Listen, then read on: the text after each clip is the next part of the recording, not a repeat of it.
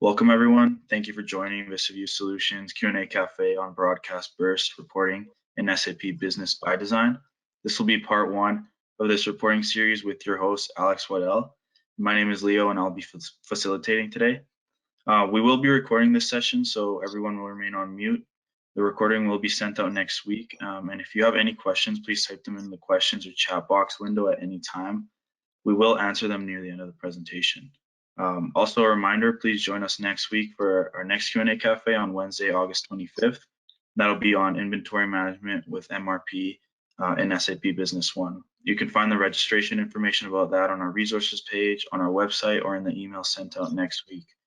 So without further ado, I'll pass it on to Alex. Great, thanks Leo. Welcome everyone. So yes, today's session is on the broadcast capability inside SAP ByDesign, which I think is a commonly sort of underutilized, underappreciated, or not known about function. So I'm looking forward to this presentation.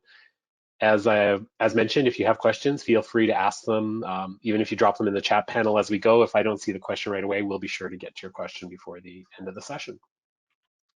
So introduction to this feature. So what is a broadcast burst? It's a way to send reports to multiple recipients by email, either on demand or on a recurring schedule. And why would you use this? So it creates quick custom reports to be broadcasted to all emails maintained in the master data, even to emails without licenses potentially. And it allows you to automate recurring manual tasks. In order to create these, you do need access to the Business Analytics Work Center. So I'll talk about that a little bit more, and we'll maybe discuss a little bit about whom it makes sense to give access to this feature for. And then as far as the output formats for a broadcast, all the ones listed there. So you can send it as a separated file, as HTML, as an Excel spreadsheet or an XML workbook, or as a web browser link back into SAP for them to sort of run the report themselves. And I'll talk a little bit about the advantages of that as well. So if you're wondering how can this feature help you? So if you're a manager, an employee that needs, you need to send out reports on a regular basis to people, and it's sort of recurring, as mentioned earlier, this can really help to automate something that maybe you're doing manually today. If you have external business partners that also ask for specific information on some sort of time basis, this will also email out to external emails, meaning it doesn't have to be an SAP ByDesign email. Maybe you have a senior executive wants a specific report each month, and it doesn't always justify expending an SAP license to provide them access to the system. So maybe just pause on that one for a moment. So that is an important consideration. So oftentimes you may have somebody who's going in and just running a report once a month, if it's your CFO or someone like that, and they are consuming a license if they're running the report manually. So if the report is really recurring in nature, you could remove their license and you could just use the broadcast feature to send the report out in one of those flat file formats, as I mentioned.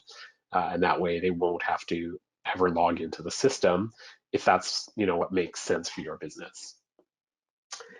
And another really powerful feature is really the burst portion of it, which is where you have a team of people that need data for specific areas. And if you're spending a lot of time sort of manually breaking out the data by each individual, we're going to show you a way that you can just use the burst feature, which will parse out that information based on how the ownership of that record is flagged in the report. So with that, we're going to get into the demo. So I'm going to do our demo today from two different systems. First, I'm going to start in a demo environment, and I'm going to show you a very basic type of broadcast that you can do. And so we're going to be working primarily in the Business Analytics Work Center. So as I mentioned before, this is a work center that not everyone in the organization potentially has access to, nor should they. So you're probably used to users running reports directly from specific work centers, and unfortunately they can't create a broadcast from there. They have to create it from the business analytics. So you may want to consider who should have access to set these up. And while anybody in the organization could benefit, the burst could sort of be sent based on, behalf of someone else. You may want to have an administrator kind of oversee the design of these broadcasts to make sure that they're kind of built intelligently, that you're not, transmitting information at too frequent of a basis and sort of bogging down the system with jobs. So I think it is a good idea that even if you're an end user and you have use for this, you should approach your sort of system administrator or your report designer and have them work with you to kind of build the broadcasts that you want. So before we start with the broadcast, I will just pop into the screen to show it to you. It's very simple to set up a broadcast. I'm going to come back here in a moment and walk you through all of these fields. So it really is a one-page element to set it up. So it is not difficult, but in order for this to make sense and for this to be really effective and meaningful to your recipients, I think it's important to really do a bit of designing beforehand and kind of plan out what it is that you want to send. So before I do that, I'm actually going to go back into business analytics and I'm going to go into my reports. And you could design this in a report directly from your own view. If you go into the business analytics design reports, then any views or selections you save would be available globally. Now that is a consideration you may want to keep in mind if you are going to be sending a dynamic link. So that is, you're not sending out flat data, you just want to send a web link for somebody to log into the system and then it'll take them to the report you've built. You're going to need to make sure that the view and the selection were built globally so that they can run the data and see it the way you intended them to see it. Now, however, if you're just sending out the data based on your own selection and view and it's going out just as an Excel file, it's not dynamically logging into the system, then you could just build that view directly within your own basic view. You don't have to do this inside the reports. So for our sample, let's do something, we're going to do the GL detail report. There, actually, let me query that a little better.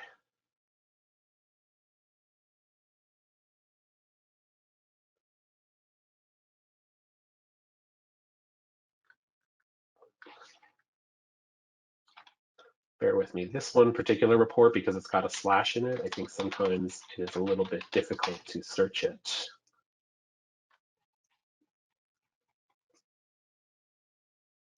There we go.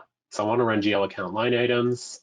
And of course, you are not limited to a specific report. There, absolutely any report you run in the system, you could set up to do a broadcast burst. I'm just choosing this one because it's very commonly used by accountants, and maybe this is meaningful data. So if you wanted to sort of send out, let's say, to your, maybe budget owners inside your organization, a list of costs that are hitting their department, then this is the type of report that you would potentially run. So this is where you want to think about what is the data that I want to build. So you're going to want to build a selection and a view. So I'm going to trust that you kind of know how this works, but we'll just run through really quickly. So I'm going to set up my combination of data that I want to grab. And then this is kind of important. So if you are sending out this report on a recurring basis, you're going to want to really think about where you can use dynamic or what are called relative values as opposed to absolute values. So when you lock into an absolute value, the system is going to run that absolute value every time that selection is invoked. If you're sending this out and you want this to be totally automated and you don't want to have to intervene each month, you want to think about, how do I build the selection so that each time the system automatically generates this broadcast, it has new data in it. So typically when it comes to the time period of the report, try and focus on doing relative values. So something like the current fiscal period or some sort of a year-to-date value. So I'm going to choose current fiscal period. I will, and I probably don't have a lot of entries in this test system, so I'm just going to grab a whole bunch of accounts. You may not do that in yours. Maybe you would focus, like I said, on a specific cost center. And then I can run this and have a look and see what it looks like. So I'm getting some data here, so I think that'll be sufficient to show what I need you to show. So before I move on to pivoting the report, I'm just going to save this selection and give it a name that's going to be meaningful to me. So maybe I'm going to call this the monthly broadcast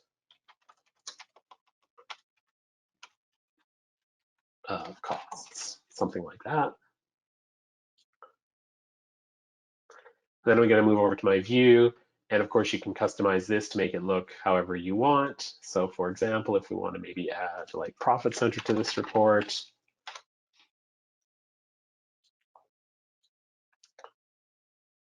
and maybe we'll move it up to the top.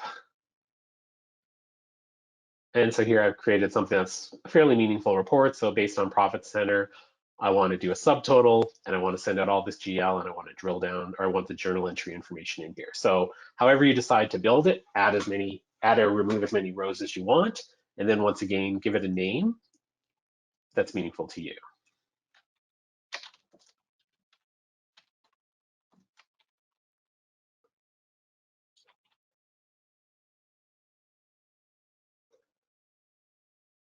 Okay, so once again, I've built this using the design reports in the system. So that selection in that view is now available to the whole organization. Not necessarily critical, except if you're going to do the hyperlink. Now we're going to go into our business analytics and we're going to go into our broadcasts.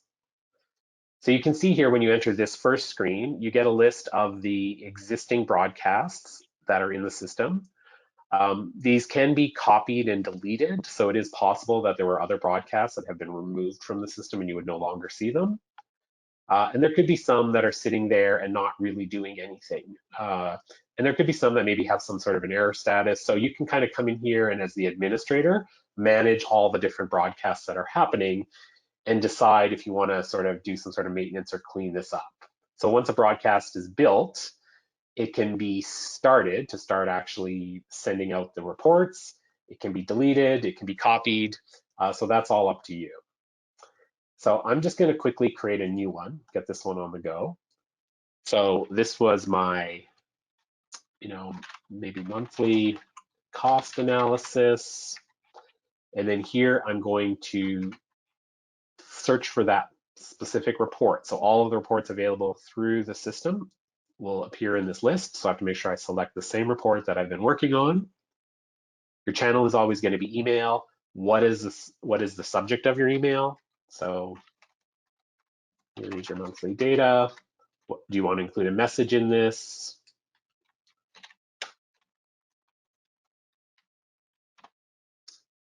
We'll come back to the broadcast bursting in a moment. And here's where we're going to do the other option, which is the simpler one, which is to simply insert hard-coded recipients into the message. So in my case, I'm going to add my own email address. And because I'm a user in the system, you can see that it finds that, but that is not absolutely necessary. So I could add multiple recipients if I wanted to. So if you did want to send an email outside of your organization to a supplier or something like that, you can absolutely put an email like that. I have tested this and it will go through to that person. So as I mentioned, they don't need to have a license. They don't need to be set up as a user to receive the broadcast data. So that's a very powerful feature. So once you've set up your list of recipients, you're going to need to decide on the formats. So CSV, and XLS and XML, they're all fairly similar because they're going to open up directly in Excel. Well, the XML one, you're going to have to make sure that XML files on your local machine are mapped to open in Excel. But you could open up all of these through Excel. The HTML is going to create a hyperlink that the user would click on, and then it's going to take them to the ByDesign login screen, at which point they would log into the system. As soon as they've successfully validated their credentials, the report that you've sent them would automatically open and be available for them to run. So keep that in mind. This is the most secure option. This one, it would require obviously that the user has an account on the system. But if you are sending data that you have security concerns about and they need to be a user, that's the option for you. I apologize, I'm getting these two mixed up. That's the web browser link. So everything I just said was based on the web browser link. The HTML is just a pictorial display of the data, and I will do one of those as well so you can kind of see the difference of it all. So my apologies. So for us today, let's just do an Excel one. And now it's asking us to select our views. So you recall that we created a specific view, and I think it was cost accounts by profit center. And then we have to select our selections. So I believe we called that monthly broadcast of costs. And I'm not going to bother zipping this data. And then lastly, what is the timing of this? So is this a one-time thing or is it an on-demand thing? Then you would use the no schedule option. If you do want to send this at certain intervals, you can choose periodically, and then you have access to send this report daily, weekly, monthly. You can set up a start date, an end date, and you can specify a day of the week that you want it to go out. So that's completely up to you. For our little test here, we're just going to do it on demand. So once I've done that, you can hit the check button. Nothing comes up as an error, so we should be fine. And I'm going to save and close this. So now we can see that monthly cost analysis is a report here. It has never been run because it's blank. So I'm going to immediately get this started because it might take a few minutes for the email to show up. So that'll put a little triangle in here and the job is running. And while that's running, it might take a minute for the emails to come through. Just mention a couple of quick things. So you can go into other broadcasts and do some maintenance. You can see who created it. You can see what is their schedule on this one. So this one is manual, and you can see if it's ever been sent out before. Let's check out this one. So you can see that this one was broadcast on a different date, and you will also get error handling on this. So we are going to talk a little bit on some of the challenges with the broadcast burst and emails. So I did want you to see this message here because there's a couple of tricks in order to get the email messages to go out properly. So we're going to come back to that in a moment. In the meantime, I'm just keeping an eye on my inbox and it looks like I've received my data. So let me slide that over. So there's our email. Here's your monthly data was the subject. Please keep confidential. And then the system created that XLS file, which I'm just launching now. We'll give Excel a couple seconds to open. And then you get your extract of your data here based sort of on an Excel format. Can really make some of these columns a little smaller. So that's one way to view the report.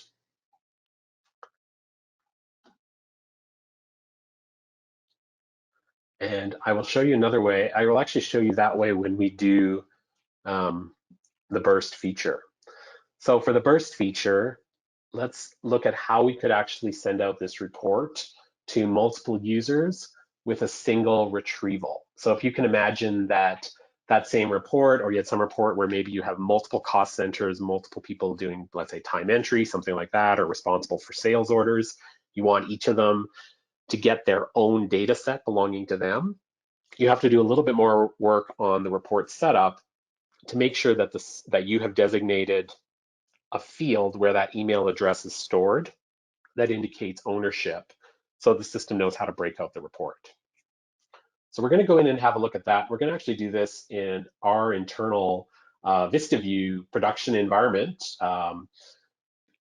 Sometimes with test environments, you may have a little bit of a challenge with getting emails to go out, group emails, because of the test systems don't like to do emails. So you're not, harassing suppliers and customers with fictitious data. So for our test here, we're going to do a similar experiment. I'm going to go into our business analytics. I'm going to go into our design reports. For this example, I'll use a different report.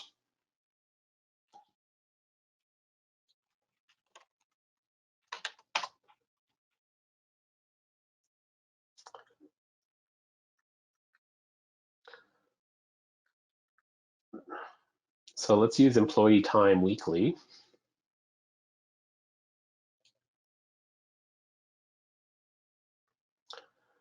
And my employees, I'm going to just grab myself,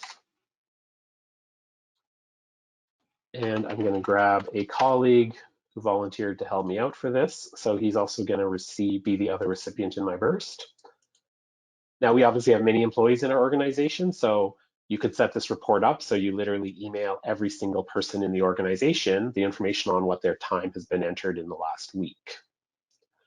I'm just limiting this data for the purpose of this test.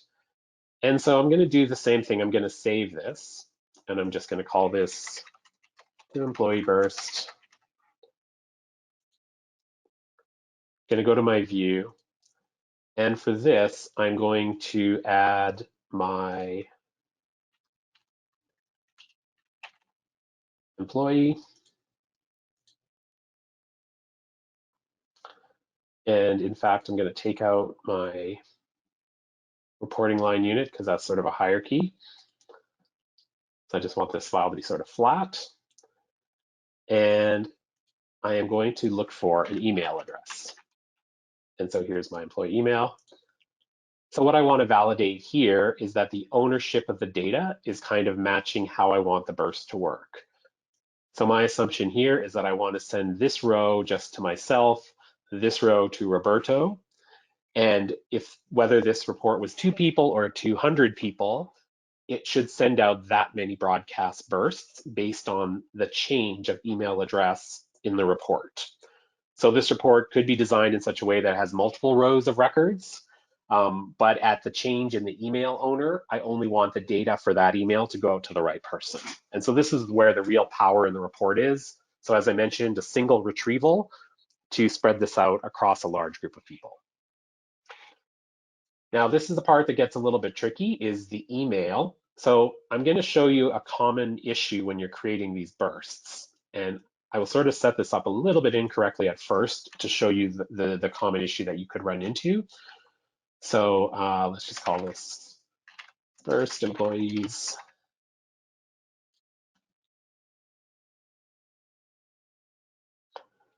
I'm going to close this report for now. We're going to go back to our broadcasts and we're going to create a new one. And maybe I'll call this one weekly time entries.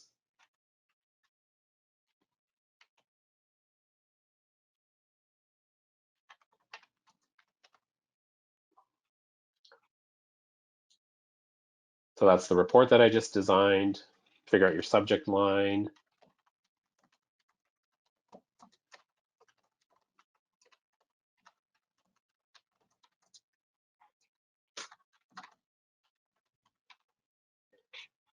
And at this point, I want to activate this feature so that I'm not hard coding email addresses. I want it to pick dynamically out of the report.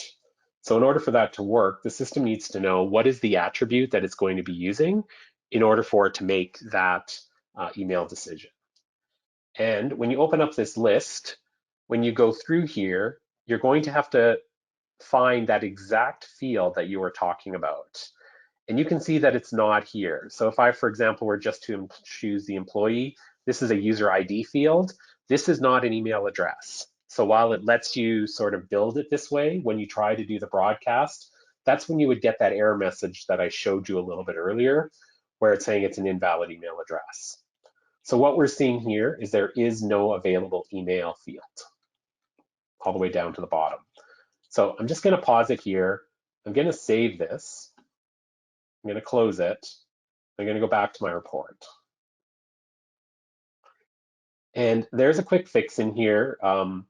If you're very good at ByDesign report buildings, you could go into the data sources and you could do some data joins to bring that email, but there's an easier way to do that. And I'll show you, and it's just directly within the report itself.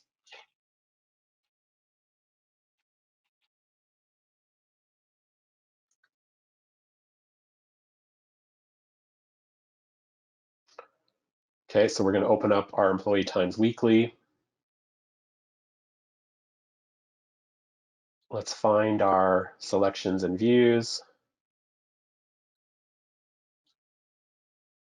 And the problem that we are having is really that the email address is not available in this selection. So even though we have added it to the view, this field, the way that it is set up, is actually a subset. So the data source that's been built behind the scenes, does not specifically say that emails should be included in this report.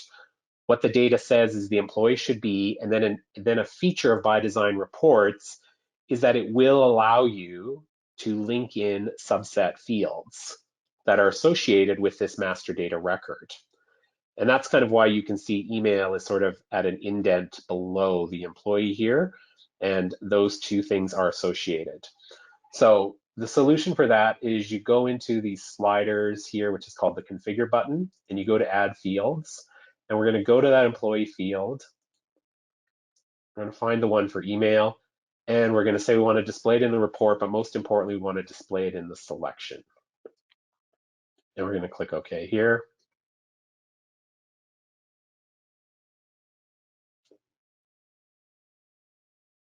And now you can see that field is not really indented the same way. So we could even remove, sorry, I'm going to remove the sub one, but I'm going to keep this one.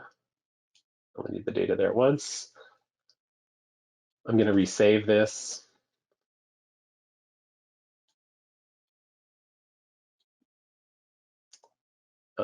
I don't know if I invoked the view, so I'm just going to call this employee email.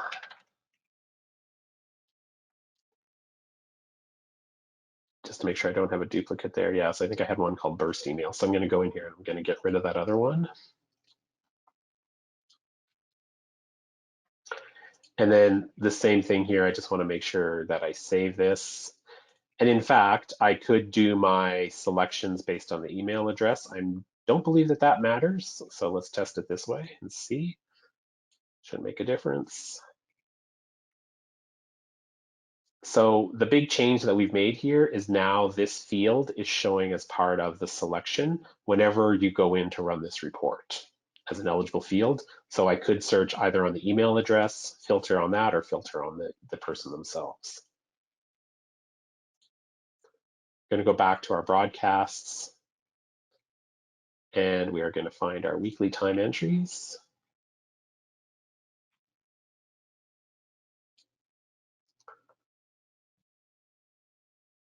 And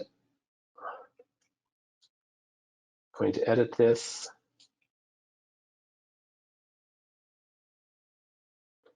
So I want to make sure this is the same reports. This is the test. I feel like this is not the one I just did, but that's fine. These are all of the entries I just created. And now if I go look for my attribute, you can see that email is available here for selection because of that.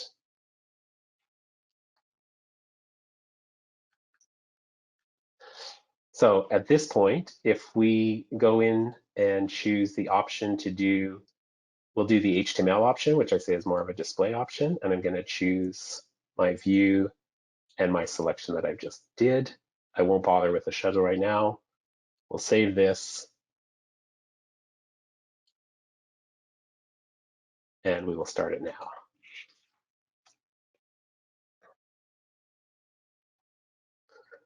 So we're going to give that a moment to run.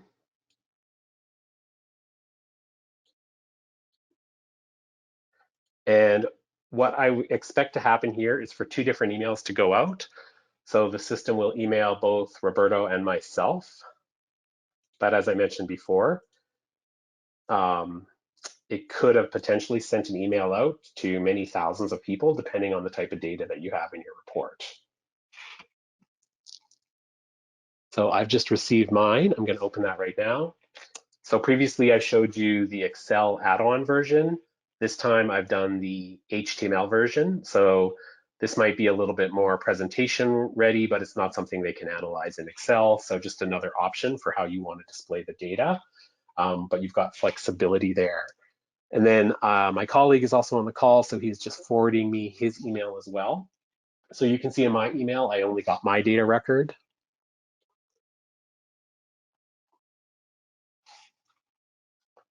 And Roberto, this is the email he manually forwarded to me just now. So you can see the email that came for him is only pulling out his data record.